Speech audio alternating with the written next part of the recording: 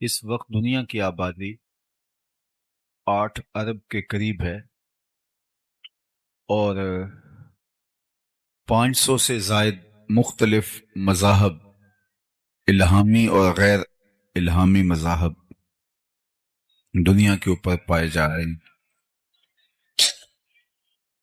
میرا اور آپ کا مسلمانوں کے گھر پیدا ہونا یہ کسی اتفاق کا نتیجہ نہیں،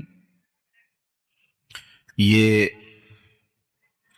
ہمارا کوئی عمل خیر نہیں تھا جس کے صلے کے طور پہ ہمیں مسلمانوں کے گھر پیدا کیا گیا۔ یہ محض اللہ کا کرم ہے کہ اس نے ہمیں حضور کی غلامی کا اعزاز بخشا، اور اس پر ہم جتنا بھی شکریہ ادا کریں کم ہے۔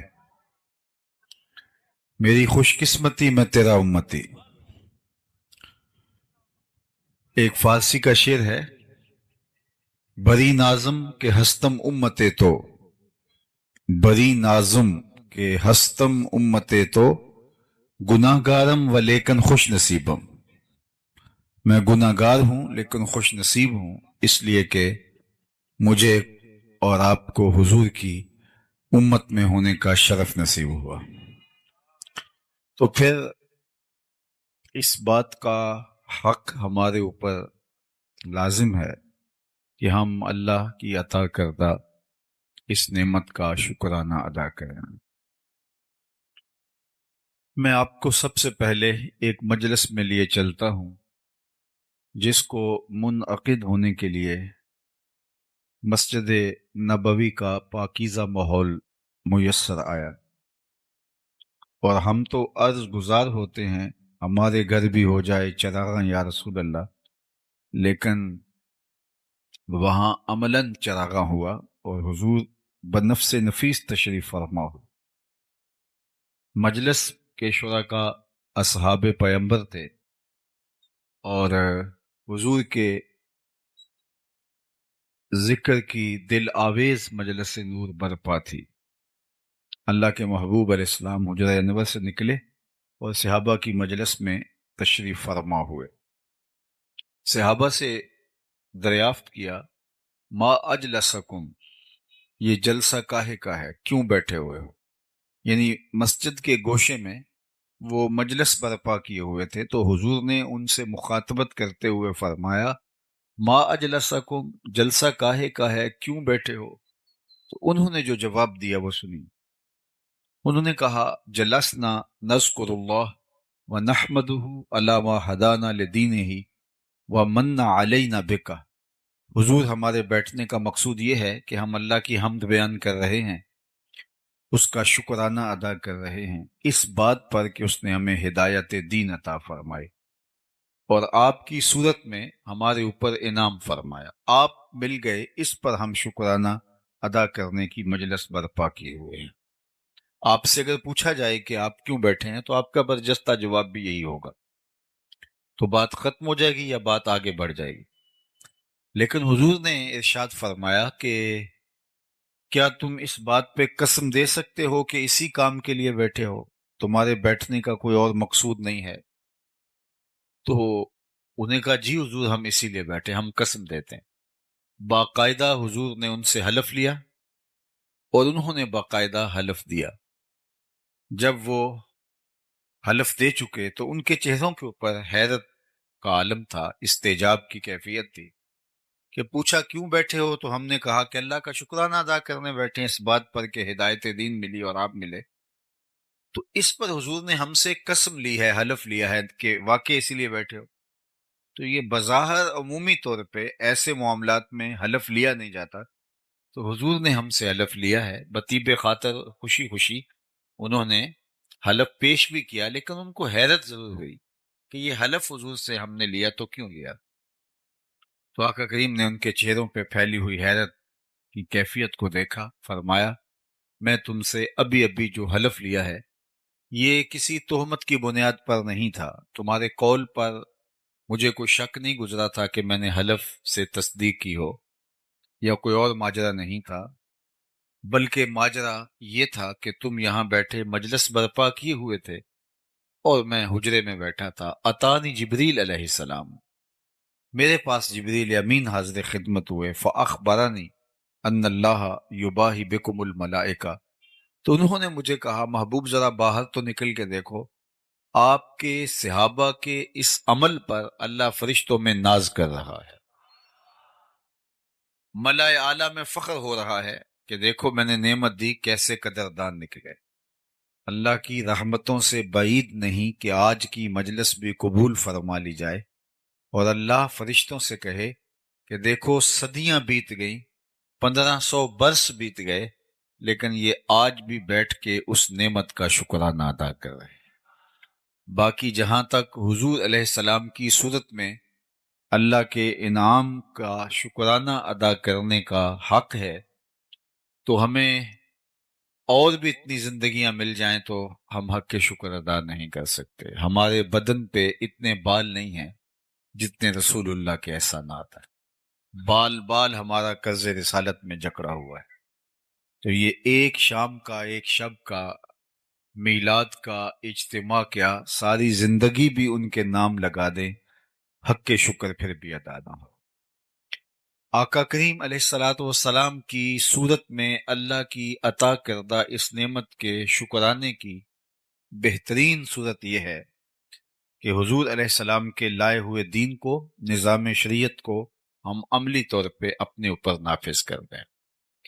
اس سے اللہ اور اس کے رسول کی محبت ہمیں حاصل ہو پائی۔ ایک دن حضور وضو فرما رہے تھے اور وضو کا پانی صحابہ زمین پہ نہیں گرنے دے رہے، وہ کسی کے ہاتھوں پہ ہوتا اور پھر وہ اس پانی کو اپنے چہرے پہ مل لیتے، اور جسے یہ پانی میسر نہ آتا وہ کسی دوسرے صحابی کے گیلے ہاتھوں سے ہاتھ رگڑ کے اپنے چہرے پہ مل لیتے تاکہ اس کی تری سے، تراوت سے اپنے لیے سامان راحت کیا جائے۔ تو آقا کریم نے صحابہ کی اس محبت کو دیکھا تو ارشاد کیا کہ ما یحملکم علی ھذا، اے صحابہ تمہیں اس بات پر کس نے ابھارا ہے کہ تم میرے وضو کے پانی کو بھی زمین پہ نہیں گرنے دیتے؟ چونکہ اس کا حکم حضور نے نہیں دیا تھا، ارشاد نہیں کیا تھا کہ میرے وضو کے پانی کو زمین پر نہ گرنے دینا، یہ صحابہ کا اپنا جذبہ محبت تھا۔ تمام چیزوں کے لیے حکم کی ضرورت نہیں ہوتی، محبت محبوب کو راضی کرنے کے ڈھب خود بھی سیکھتی ہے۔ محبت خود محبوب کی منشا، محبوب کی رضا، محبوب کی خوشنودی اور ادب کی رعایت بجا لانے کے طریق خود دریافت کرتی، اور صحابہ کی زندگی میں یہ ایک بار نہیں ہوا، کئی بار ہوا۔ صلح حدیبیہ کے موقع پر بھی یہ منظر دیکھنے کو ملا، جس پر عروہ بن مسعود الثقفی نے اعتراض کیا تھا، کتب حدیث میں موجود ہے۔ حضور لعاب پھینکتے ہیں، صحابہ حضور کے لعاب کو اپنے ہاتھوں پہ لیتے ہیں اور اپنے چہروں پہ ملتے ہیں۔ بلکہ ایک دن حضور نے پچنے لگوائے تو ایک لگن میں پانی، حضور کا بہا ہوا خون جو ہے وہ جمع کر دیا گیا۔ ایک صحابی کے ہاتھ میں وہ پیالہ دیا اور فرمایا اس کو جاؤ ایسی جگہ بہاؤ جہاں کسی کے قدم نہ پہنچے۔ تو وہ گیا اور ایک پتھر کی اوٹ میں بیٹھ کے خود نوش جان کر لیا۔ واپس پلٹا تو حضور نے فرمایا، ٹھکانے لگائے، جی حضور ایسی جگہ پہ جہاں کسی کے قدم نہیں پڑ سکتے۔ تو حضور مسکرائے اور فرمایا لعلک شربت، شاید تم نے پی لیا ہے۔ قال نعم، جی حضور، میں نے سمجھا ایسا مشروب کہاں ملے گا، میرے خون میں حضور کا خون شامل ہو جائے تو اور کیا چاہیے۔ آقا ناراض نہیں ہوئے کہ تو نے خون کیوں پیا، بلکہ حضور نے جو تاریخی جملہ ارشاد فرمایا وہ یہ تھا، یا غلام قد حررتا نفسک، قد حررتا نفسک من النار، اے بیٹے تو نے اپنے آپ کو آتش دوزخ سے بچا لیا ہے۔ تو صحابہ نہ حضور کے وضو کا پانی زمین پہ گرنے دیں، نہ حضور کا لعاب رحمت زمین پہ گرنے دیں، اور یہ ان کی محبت کا ایک ڈھنگ تھا اور حضور کے پیار کا ایک اسلوب تھا جو ان کے عشق نے ان کو سکھایا تھا۔ ان کی محبت نے ان کو یہ درس دیا تھا کہ محبوب کے اعضائے نور کی اترن کو بھی زمین پہ نہ جانے دیا، اس کو بھی اپنے چہروں پہ ملا جائے۔ کائنات میں کسی نے صحابہ جیسا کوئی عاشق نہیں دیکھا ہوگا، لیکن میں آپ کو بتاؤں کہ عشق کی فراوانی، عشق کا زور حسن کی فراوانی کی وجہ سے ہوتا ہے۔ جتنا حسن فراواں ہو اتنا عشق زور آور ہوتا ہے۔ تو کائنات میں اگر صحابہ جیسا کوئی عاشق نہیں ملتا تو حضور جیسا سونا بھی زمانے میں کوئی نہیں ہے۔ لکھاں آئے لوک زمانے تے محبوب خدا جیا کوئی نہیں، لکھاں سونے بن بن بہندے نے او دی خاک پا جیا کوئی نہیں۔ حضرت ابو ہریرہ تو بولے کل قمر لیلۃ البدر لم ارا قبلہ ولا بعدہ مثلہ۔ کیا پوچھتے ہو، حضور 14ویں رات کے چمکتے ہوئے چاند کی طرح تھے۔ پھر کہا نہیں نہیں نہیں، حضور جیسا نہ پہلے دیکھا نہ بعد میں دیکھا۔ حضرت حسان بن ثابت بولے کیسے دیکھتے، کسی ماں نے جنم دیا ہوتا تو دیکھتے۔ خدا نے وہ سچائی پن چھڑیا جدے وچ محمد نو ٹالیا سی۔ حسینہ جمیلاں دا منہ موڑ دیتا، محمد بنا کے قلم توڑ دیتا۔ وہ پیکر تراشا، وہ حسن دیا، وہ جمال بخشا، وہ خوبصورتی دی۔ اللہ اکبر کہ حسن ختم ہے۔ کسی نے کہا تھا کہ حسن جدا پانی پرے عشق بھی غلامی کرے، حسن ادا پانی پرے عشق بھی غلامی کرے، چند سینہ چیر دیوے جدوں وہ اشارہ کرے، جیڑا اونوں ویکھے پھرے دل نو سنبھالدا، لب کے لے آواں کتھوں سونا تیرے نال۔ وہ جمال دیا، وہ خوبصورتی دی۔ آپ نے محبت کی لوک داستانیں سنی ہوں گی، لیکن کبھی آپ نے یہ نہیں سنا ہوگا کہ کسی محب نے محبوب کے لعاب کو اپنے ہاتھوں پہ لیا ہو اور اپنے چہرے پہ ملا ہو۔ لیکن یہاں محبت کے ایسے مظاہر بھی دیکھنے کو ملتے ہیں۔ اب حضور وضو کرتے ہیں، صحابہ وضو کے پانی کو زمین پہ نہیں گرنے دیتے، چہروں پہ مل دیتے۔ آقا کریم نے ان سے پوچھا ما یحملکم علی ھذا، میں نے تو اس کا حکم نہیں دیا، تم ایسا کیوں کہہ رہے ہو؟ تو سنیے اس کا جواب۔ انہوں نے کہا حب اللہ و رسولہ، اللہ اور اس کے رسول کی محبت کا تقاضا یہ ہے کہ ہم اس وضو کے پانی کو زمین پر نہ گرنے دیں۔ تو اللہ کے محبوب نے ان کی تردید نہیں کی، ان کو اس کام سے روکا نہیں، ان کو اس کام سے منع نہیں کیا، بلکہ اللہ کے محبوب کی دور اندیش نگاہ آنے والے حالات کا ملاحظہ فرما رہی تھی کہ آنے والے لوگ کہیں محبت کے ان مظاہر پر ہی موقوف نہ رہیں اور باقی دین ان کی نظروں سے اوجل نہ ہو جائے اور ترک نہ کر بیٹھے۔ وہ آقا کریم نے صحابہ سے مخاطبت کرتے ہوئے فرمایا صحابہ تمہارا یہ عمل اس لیے ہے کہ اللہ اور اس کے رسول کی محبت، تو سنو جو اللہ اس کے رسول کی محبت چاہتا ہے اور یہ چاہتا ہے کہ اللہ اور اس کا رسول اس سے محبت کرے اور وہ اللہ اس کے رسول سے محبت کرے، تو اس کا یہ کام اپنی جگہ پہ اس کو 3 کام کرنے چاہیے۔ سب سے پہلی بات، جب بولے سچ بولے، اس کے زندگی میں کبھی جھوٹ نہیں بولنا چاہیے۔ تم میرے وضو کے پانی کو زمین پر نہیں گرنے دیتے، ہاتھوں پہ لیتے ہو اور چہروں پہ مل لیتے ہو، لیکن یہ بھی فراموش نہ کرنا اگر تم میرے غلام ہو تو غلامی کا حق ادا تب ہوگا جب تمہاری زبان پہ جھوٹ نہیں آنے پائے گا۔ دوسری بات ارشاد فرمائی کہ جب تمہارے پاس امانت رکھی جائے تم اس میں کبھی خیانت نہیں کرو۔ اور تیسری بات ارشاد فرمائی تمہاری ہمسائیگی میں کوئی آ بسے تو تم حق مجاورت ادا کرو گے، ہمسائیگی کے حق کا، حقوق کا لحاظ رکھو۔ یعنی تمہارا یہ عمل، سبحان اللہ، لیکن یہ 3 چیزیں تم سے فراموش نہیں ہونی چاہیے۔ سب سے پہلی، جب بھی بولو سچ بولو۔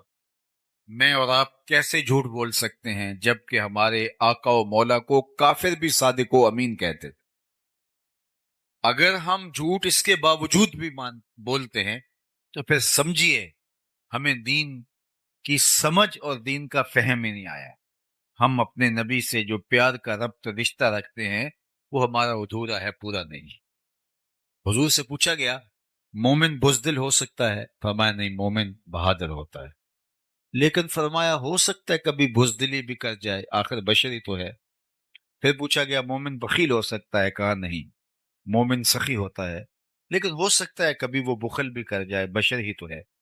تیسرا سوال حضور سے پوچھا گیا مومن جھوٹ بول سکتا ہے؟ فرمایا جھوٹا نہیں ہو سکتا، یہ طے ہے کہ مومن ہو اور جھوٹا یہ نہیں ہو سکتا۔ تو سچ بول کے آپ تکلیف بھی اٹھا لیں، سچ بول کے اس کی کوئی آپ کو قیمت بھی دینی پڑے، سچ بول کے آپ نقصان بھی اٹھا لیں، لیکن آپ کے دل کو قرار نصیب ہو۔ جھوٹ بول کے کوئی فائدہ لے لیں، جھوٹ بول کے کسی کو دھوکہ دے دیں، جھوٹ بول کے پیسہ کما لیں، لیکن آپ کے دل کی بے قراری ختم ہے۔ الصدق طمانینہ والکذب ریبہ، ہمارا صدق طمانیت قلب کا سبب ہے، اور جھوٹ جو ہے وہ آپ کو بے چین رکھے گا۔ اس لیے میری اور آپ کی زندگی میں اگر سچ اتر آتا ہے تو مطمئن زندگی ہمیں نصیب ہو جاتی، اور سچ سے باقی راستے کھلتے ہیں۔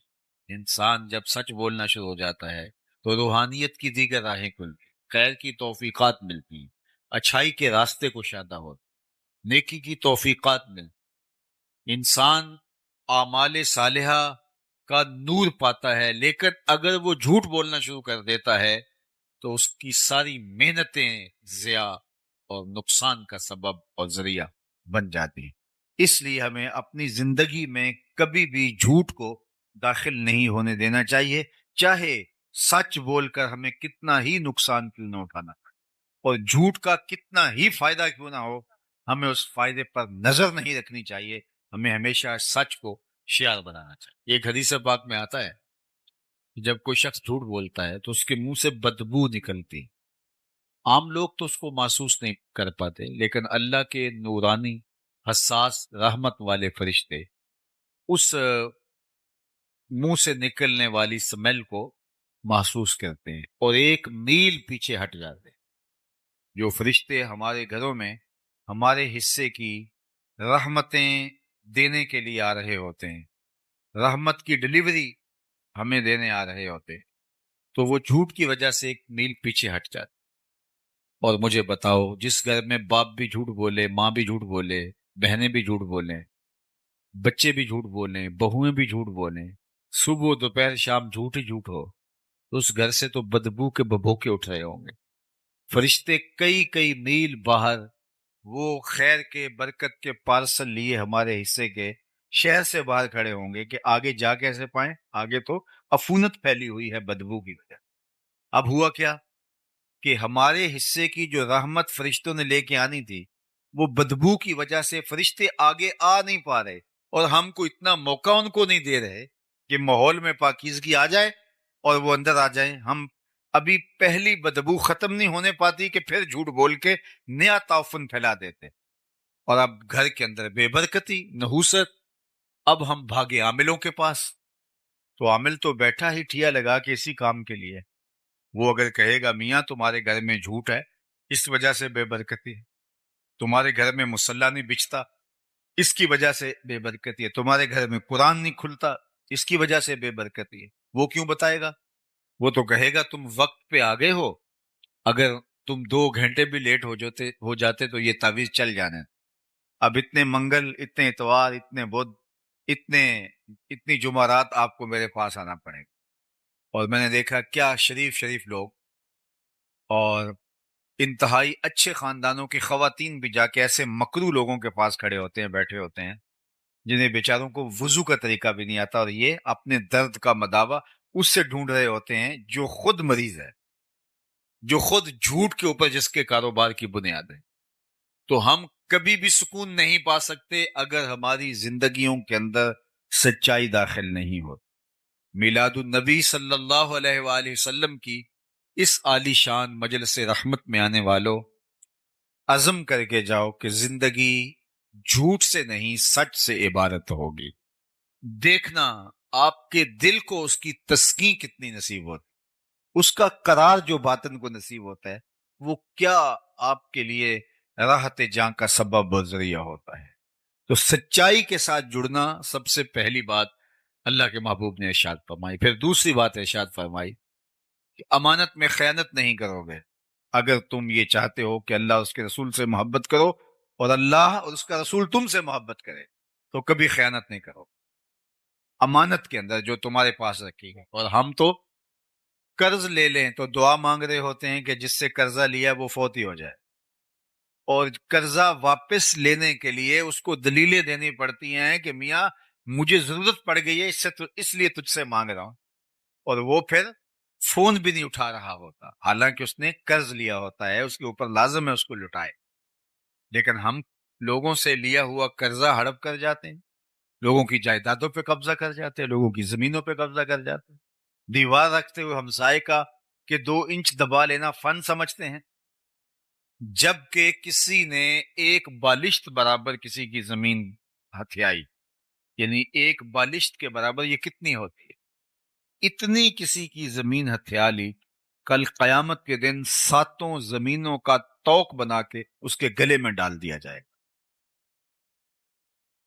آج ہم اگر کسی سے خیانت کرتے ہیں، کسی کا مال دبا لیتے ہیں، کسی کی امانت ہڑپ کر جاتے ہیں، تو آج وہ سول کورٹ میں چلا جاتا ہے، سیشن کورٹ میں چلا جاتا ہے، ہائی کورٹ میں چلا جاتا ہے، سپریم کورٹ میں چلا جاتا ہے، سنوائی نہیں ہوتی مظلوم کی، اور وہ طاقتور ہے، پیسے دے کے، مال دے کے، وہ رشوت دے کے، اثر و سلوک کے ذریعے سے، سفارش کے ذریعے سے جیت جاتا ہے، تو کیا کام ختم ہو جائے گا؟ نہیں، اللہ نے ایک عدالت رکھی ہوئی ہے جو سب سے آخر میں لگے گی، وہاں ایک ایک چیز کا فیصلہ ہونا ہے، وہاں ترازو کے دونوں پلڑے صحیح صحیح تولتے ہیں، وہاں کسی کی سفارش نہیں چلتی، اور نہ ہی کوئی مکر و فریب سے، دجل و تلبیس سے تگڑا وکیل کر کے اس کے ذریعے سے جو ہے وہ دھوکہ کر سکتا ہے، وہ دن آنے والا ہے۔ اور اس وقت سکہ رائج الوقت کیا ہوگا؟ آج تو کسی کا کوئی ہم حق مار لیں تو پیسے دے کے جان چھڑا لیتے ہیں، قیامت کے دن تو پیسہ کسی کے پاس نہیں ہوگا، سارے پیسے یہاں چھوڑ جائیں گے، قیامت کے دن ساری زمینیں دولتیں یہاں چھوڑ جائیں گے، خزانے مال مویشی سب یہاں چھوڑ جائیں گے، وہاں تو کچھ بھی نہیں ہوگا ہمارے ہاتھ میں۔ کیا ہوگا؟ وہاں سکہ رائج الوقت اعمال ہوں گے۔ اگر کسی نے کسی کا حق غصب کیا ہوگا تو اس کے بدلے کے اندر چھٹنے کے لیے اس کو اپنے عمل دینے پڑیں گے، اور اگر عمل دے کے بھی جان نہ چھوٹتی ہوئی تو اس کے گناہ لینے پڑیں گے۔ اور اگر کسی نے کسی کے 3 پیسے دبائے، 3 روپے نہیں، 3 پیسے دبائے، اس کے عوض میں اس کو 700 نمازیں جو جماعت کے ساتھ پڑھی ہیں وہ دینی پڑیں گے، صرف 3 پیسوں کے عوض 700 نمازیں عمل کی اس کے بدلے میں دینی پڑیں گی، تب وہ 3 پیسوں کا حساب برابر ہوگا۔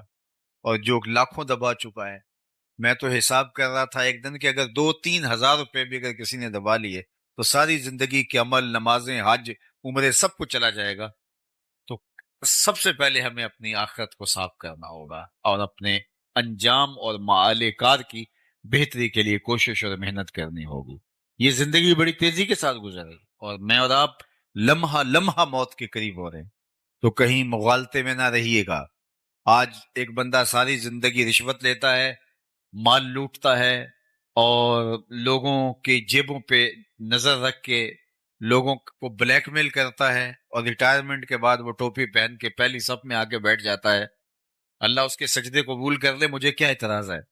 لیکن جو لوگوں کو دیے گئے چکر ہیں، لوگوں کا لوٹا ہوا مال ہے، وہ بہر صورت اس کو ادا کرنا پڑے گا۔ یہاں نہیں اگر کرتا تو قیامت کے دن اس کو بہر صورت ادا کرنا پڑے گا، وہ دن آنے والا ہے۔ ثم لتسألن یومئذ عن النعیم، اس دن ایک ایک نعمت کے بارے میں پوچھا جائے گا، اور ایک ایک چیز کا سوال ہوگا۔ تو قبل اس سے کہ وہ وقت آئے، کوئی حجت باقی نہ رہے، مجھے اور آپ کو اپنے اعمال کی جواب دہی کے لیے تیار ہونا چاہیے۔ دیکھو، امانتوں کو واپس کرنا، اور وہ کوئی ٹھوس چیز ہو، پیسے ہوں، مال ہو، مویشی ہوں، وہ تو بڑی بات ہے۔ ہمارا دین تو اتنا حساس ہے کہ اگر تم سے کوئی بات کر رہا ہو اور بات کرتے کرتے وہ دائیں بائیں دیکھے، تو فرمایا گیا کہ یہ بات تمہارے اوپر لازم ہے کہ امانت ہے، اس کو تم کسی کے آگے بیان نہیں کرو گے، اس لیے کہ بات کرتے ہوئے اس نے دائیں بائیں دیکھا تھا، اس لیے وہ چاہ رہا تھا کہ میری بات کسی تک نہ پہنچے۔ اب تمہارے سینے میں امانت بن کے ساری زندگی رہنی چاہیے۔ تو جو دین اتنا حساس ہے کہ باتوں کی، امانتوں کے اندر بھی خیانت نہ ہو، تو کوئی کسی کا مال ہتھیا لے اور خیانت کرے تو ہمارا دین کیسے اس کو گوارا کر سکتا ہے؟ اور آخری بات جو اللہ کے محبوب نے ارشاد فرمائی وہ یہ تھی کہ تمہاری ہمسائیگی میں کوئی آ بسے تو حق مجاورت ادا کرو گے، ہمسایوں کے حق ادا کرو۔ ہمسائے کے حقوق کے بارے میں فرمایا کہ مجھے اس قدر تاکید کی گئی، اللہ کے پیارے محبوب صلی اللہ علیہ وآلہ وسلم ارشاد فرماتے ہیں مجھے ہمسایوں کے حقوق کے حوالے سے اس قدر تاکید کی گئی کہ مجھے لگا کہیں وراثت میں حقدار نہ ٹھہرا دیا گیا، اس قدر تاکیدات فرمائی گئی۔ اللہ اکبر۔ اور قیامت کے دن سب سے پہلے جو شکایت لے کے حاضر ہوگا وہ ہمسایہ ہوگا، اس نے مجھے دکھ دیا تھا، ہمسائیگی کا خیال نہیں رکھا۔ سب سے پہلے جو پیش ہوگا شکایت لے کر وہ ہمسایہ ہوگا۔ تو یہ مجھے اور آپ کو دیکھنا چاہیے، اور یہ بات ذہن میں رکھیے گا، ہمسایہ وہ نہیں ہے جس کا دروازہ آپ کے دروازے کے سامنے ہے، جس کی دیوار آپ کی دیوار کے ساتھ لگتی ہے، صرف وہی ہمسایہ نہیں، 40 گھروں تک ہمسائیگی ہوتی ہے۔ تو آپ کے طرف میں جو 40 گھر ہیں وہ ہمسائے ہوتے ہیں۔ تو اگر اس یونٹ کو ہم سنبھال لیں اور 40 گھر جو ہمسائے بنتے ہیں وہ ایک دوسرے کا خیال رکھنا شروع کر دیں، اور وہ اپنے اوپر لازم قرار دے دیں کہ ہم اپنے ہمسایوں کا خیال کرنا ہے، ان کی بیٹیاں جوان ہیں تو وہ ہماری بیٹیاں ہیں، ان کے ہاتھ ہم نے پیلے کرنے، اگر وہ غریب ہے۔ بچے بڑے ہو رہے ہیں اور وہ تعلیم پانے کی اہلیت نہیں رکھتے، مالی اسباب ایسے نہیں ہیں، تو ہمسایوں کی ذمہ داری ہے کہ وہ ان کی تعلیم کا بندوبست کرے۔ اگر اس یونٹ کو ہم سنبھال جائیں تو میں سمجھتا ہوں کہ یہ یونٹ ایسا ہے جو معاشرہ کھڑا کر دے، اور 2-3 جو ہمسائیگی کے دائرے ہیں یہ مل کر ایک مسجد کا نظام بنتا ہے۔ 100-125 لوگوں کے گھروں کے اندر ایک مسجد ہوتی ہے، اور مسجد کی انجمن ساری نظر مولوی صاحب کے اوپر رکھنے کی بجائے محلے کے غریبوں پر، لاچاروں پر، کمزوروں پر، بیوگان پر، اراملہ پر، مساکین پر، یتامہ پر، کمزوروں پر رکھیں، اور وہ مل جل کر کے اس محلے کو ایک دوسرے کے لیے ہمدردی ایثار کے جذبوں سے بھر دیں، تو ایک صالح اور پاکیزہ معاشرہ ترتیب پائے۔ اور آپ اپنی زندگیوں میں اگر غور و فکر اور تدبر کریں تو ہم اپنی ذاتی زندگی جی رہے ہوتے ہیں، ہمیں اپنے ہمسایوں سے کوئی غرض نہیں ہوتی، اور جس کا عملی نتیجہ کیا ہے کہ ایک نہ صالح معاشرہ بن سکا اور نہ ہی مطمئن معاشرہ بن سکا، اور جس کا نتیجہ یہ ہے کہ بس ہم ایک خود غرض معاشرے کے ایک فرد ہیں جو ہجوم کے اندر رہ کے بھی تنہائی کا شکار ہے۔ تو ہمیں دوبارہ اپنے آپ کو دیکھنا ہوگا، دین کو دوبارہ سمجھنے کی کوشش کرنا ہوگا، دوبارہ ری وزٹ کرنا ہوگا دین، کیونکہ ہم ممبر و محراب سے عمومی طور پہ فضائل کے باب ہی سنتے سنانے کے عادی ہو گئے ہیں، لیکن ہمیں دوبارہ خود بھی غور کرنا ہوگا کہ ہمارے دین نے ہمیں رشتہ داروں کے حقوق دیے ہیں، ہمسایوں کے حقوق دیے ہیں، ماں باپ کے حقوق دیے ہیں، بلکہ حضور نے فرمایا راستوں میں نہ بیٹھا کرو۔ عرض کی حضور یہ تو ہمارے بیٹھنے کی جگہ ہیں، فرمایا پھر اس کا حق ادا کرو۔ عرض کی حضور حق الطریق کیا ہے؟ فرمایا امر بالمعروف نہی عن المنکر، اور راستے میں گری پڑی کوئی چیز اٹھانا تاکہ راستے کی رکاوٹ ختم ہو، اور اگر کوئی بھٹکا ہوا شخص ہو تو اس کو راستہ دکھا۔ اگر تم یہ حق ادا کرنے کی اہلیت رکھتے ہو پھر تمہیں حق ہے کہ تم راستے میں بیٹھ سکو، ورنہ تم راستے کے اندر جو ہے وہ نہیں بیٹھ سکتے۔ تو آج میں اور آپ اپنی زندگی پہ ضرور غور کریں۔ یہ میلاد النبی صلی اللہ علیہ وآلہ وسلم ہمیں نئے سرے سے ایک جذبہ، ایک نئی زندگی، نیا بانک پن، دین کے ساتھ تعلق، حضور کے ساتھ محبت کے رشتے کے استحکام کا ذریعہ بن کے دوبارہ طلوع ہوتی ہے۔ تو آئیے میں اور آپ آج کے اس اجتماع کے اندر یہ عزم کر کے اٹھیں کہ آج کے بعد زندگی میں جھوٹ نہیں بولیں گے، اور یہ کوئی مشکل نہیں ہے، اگر انسان عزم کر لیتا ہے اللہ مدد فرماتا ہے۔ مجھے نہیں پتا اس آپ کے علاقے کی آبادی کتنی ہے، 1 لاکھ نفوس ہیں، 2 لاکھ نفوس ہیں، یا کم ہیں یا زیادہ ہیں، اور اس میں سے یہ چند ہزار لوگ ہیں، لیکن اگر یہ چند ہزار لوگ بھی عزم کر لیں کہ ہم جھوٹ نہیں بولیں گے، کل سے ہی آپ کا علاقہ بدلا بدلا دکھائی دے گا۔ ہمیں عزم کرنا ہوگا، لیکن اگر ہمارا کام صرف سننا ہے اور چلے جانا ہے تو یہ تو ہم مدتوں سے سنتے آئے ہیں، بڑے بڑے جلسے ہوتے ہیں، سنتے ہیں، نعرے لگاتے ہیں، واپس آ جاتے ہیں، تو اس سے ہم نے لیا کیا، اخذ کیا کیا، حاصل کیا کیا؟ مجھے بتائیے، آپ کسی دعوت میں جائیں اور کھانے دیکھ کے آ جائیں تو اس سے آپ کی پیاس مٹ جائے گی، بھوک مٹ جائے گی۔ آپ جب کسی کھانے کی مجلس میں جاتے ہیں تو اپنی ضرورت کے مطابق آپ حلق سے نیچے اتارتے ہیں، تو آپ جب اس مجلس کے اندر آئے ہیں تو پھر عمل کا حصہ لینا چاہیے. صحابہ حضور سے 10 آیات سیکھتے تھے، اگلی 10 پر تب عمل کرتے تھے، 10 تب سنتے تھے جب پہلی 10 پہ عمل ہو جایا کرتا. تو مجھے بھی اور آپ کو بھی عمل کی طرف بڑھنا ہوگا، کیونکہ نماز عشاء کا وقت جو ہوا چاہ رہا ہے اور میں اپنی گفتگو کو طوالت نہیں دینا چاہتا. اللہ کی بارگاہ میں آپ سارے لوگوں کی آمین کے ساتھ دعا ہے کہ اللہ تعالی ہمیں ان چیزوں پہ توفیق عمل عطا فرمائے. باقی بالکل آپ کے جہاں تشریف فرمائے اس کے ساتھ المصطفیٰ اسلامک سینٹر، ہمارے عالم مرتبت مبلغ علامہ وحید مصطفی صاحب نے بہت محنتوں کے ساتھ یہ قائم کیا، اور اب یہ ضروری تعمیرات کے ساتھ منصہ شہود پہ آ گیا. تعلیم و تعلم کا باقاعدہ سلسلہ بھی وہاں جاری ہے، اور مزید اس کی توسیعات بھی جاری ہیں. تو میں آپ سے کہوں گا کہ صرف یہ ایک دن کے لیے یہاں جمع ہو کر کے اپنے جذبوں کا اظہار نہ کیجیے، بلکہ اس مرکز کے ساتھ عملی طور پہ وابستہ ہو جائیے. اس مرکز میں آ کے سیکھیے، اپنے بچوں کو داخل کروائیے، مالی اعانت کیجیے، اخلاقی مدد کیجیے، اور جو ہے وہ یہ مرکز اس پورے علاقے کے لیے رشد و ہدایت کا، خیر و برکت کا ضامن بن کے ابھرے. اللہ ہمارے عالی مرتبت محترم جناب قاری عبدالوحید صاحب کو بہتر جزا عطا فرمائے، اور ان کے رفقائے کار، ان کے دوست احباب، اراکین انجمن، اللہ ان کو بھی جزائے خیر دے کہ وہ اس مرکز کو آگے لے جانے کے لیے اپنی تمام تر صلاحیتوں کو بروئے کار لائیں. والسلام علیکم ورحمۃ اللہ وبرکاتہ. اللہم صلی علی سیدنا و مولانا محمد معدن الجود والکرم وآلہ وصحبہ وبارک وسلم.